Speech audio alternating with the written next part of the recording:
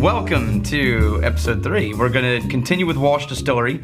Today we've got Writer's Tears. Now, first things first, this has a name plaque on it, you'll notice. Michael Gray. This has nothing to do with the whiskey in the bottle, it's just that we discovered Writer's Tears when I was reading an article, and I thought, my God, a school like this needs to have a bottle called Writer's Tears. It turns out they didn't distribute to the US, so I contacted the distillery. An actual distillery employee replied to me and said, oh, well, we can't ship it to you, but there's a shop down the street that can. And so I contacted the shop, and they said, oh, well, you know, we'd prefer to ship by the case. Right, I'm sure they would. Yeah, I'm sure you would. And plus the shipping for one versus shipping for a case, it's like, we're already all in, let's do this. So I sent an email out to our students and said, hey, if anybody wants to be in on this, if you donate enough money, I'll put your name on a bottle. Within 30 minutes, we'd paid for the entire shipment. Nice. So sure enough, this one is Michael Gray, a truly fine gentleman. A gentleman and a scholar. Yeah, living in Arkansas. A man of means and discretion. So thank you, Michael, because we're using your whiskey today for our tasting.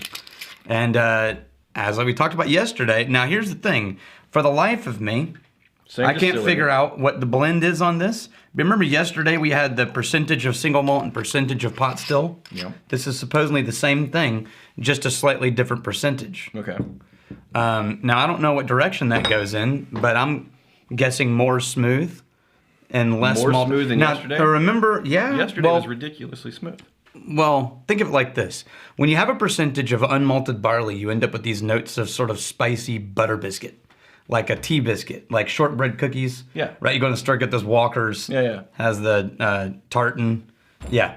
Like those kinds of shortbread cookie flavors. Yep. That's a trademark Irish whiskey flavor. And almost always it has to do with the percentage of unmalted barley in the mix. Right? So if you lower the percentage of unmalted barley, then you lower that malty tinge on the back end, which has that sort of Irish J-hook action going on. And so if it's smoother, then it probably has more single malt and less pot still. If it's smoother than yesterday, this is going to be practically water. It is smoother. It's sweeter too. No J-hook, notice? No curl on the back end like yesterday had? Yeah. There's in terms of complexity, it's the same at the beginning, in the middle, and the end the entire way. There's no kind of progression as it sits on your mouth for a while. Yeah. So if you like that one flavor. Okay, so keep in mind this. So my rule is that there's no such thing as good or bad whiskey. There's just whiskey you like to drink and whiskey you don't like to drink, right? Yeah. And I would also amend that to say there's a time for whiskeys. So there are days when you want to just be taken out to the woodshed by a whiskey, right? And for it to have its way with you. You like to get punished. Yeah, exactly. And then there's times when you're just like, I just want something that's just dolphin smooth and just goes down like butter and just, I don't want to think about it. Yeah. Right? To me, this is a whiskey that, man, if this is what they were drinking in the 19th century, which was Bernard Walsh's professed goal, they were drinking good whiskey. Is it possible for us to know at all if he was accurate? I mean, do we have whiskeys from? I have no idea. Really? Because I have no idea. I mean, we should think make about that. that. Oh, that's that how they bottle, were doing it 5,000 years ago. Yeah, right. We'll make a bottle before like whiskey was even invented. No, they. I mean, that would mean that bottle would have to be over 100 years old just to be made in 1899. Right. So perhaps a sunken ship discovered. Yeah. Well, you know, they did find. So we've got a painting over here that you can't really see, but it's not that good.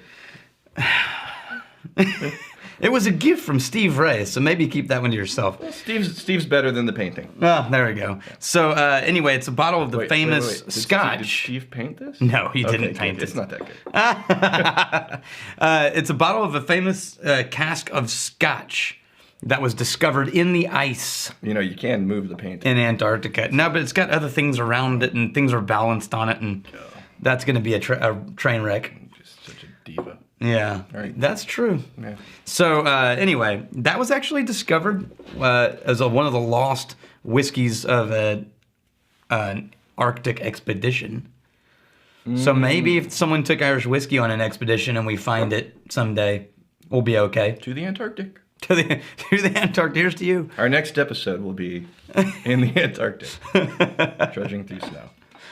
So, yeah, I don't really know the difference between this and the other one other than that this is prettier. Well, the fact that it's from the same distillery, I'm not surprised in the slightest. Yeah, it's like, oh yeah, that's the thing they do. Yeah. Yeah. Pretty whiskeys. Mm-hmm. Pretty whiskeys. And you like to be punished. What? I'm feeling bad about that all of a sudden. Yeah. All right, I'm gonna try something. Should I try something? Let me try it before to see if it's you're worth the guinea it. pig here. Oh, yes, you should. All right. That just got a little more interesting. So a full pipette or just a little bit? That's enough right there. Did I say pipette correctly? What is this? It's a straw. It's a straw? What's a glass pipette? straw. What's a pipette? A pipette is like a pipe cleaner. Oh. That's what that is. Don't you know? You You're such a scientist. Okay, so when you add water to whiskey, remember what's happening. You're creating a chemical reaction. You're pushing all the oils to the surface. So if there's a lot of rounded oils that are buried in the whiskey, they're going to be pushed to the top. Yeah. It's going to get a little more aggressive really quickly. It is livelier, yeah. It Right? clings a bit more. Well, because think about oil. When if you have anything with oil, you get go to an Italian restaurant, dip bread in oil. It gives this rounded kind of coating mouthfeel. Yeah. Yeah. Yeah, I got that one in there for you. You said it. Yeah. So notice that that's kind of what we were experiencing a second ago.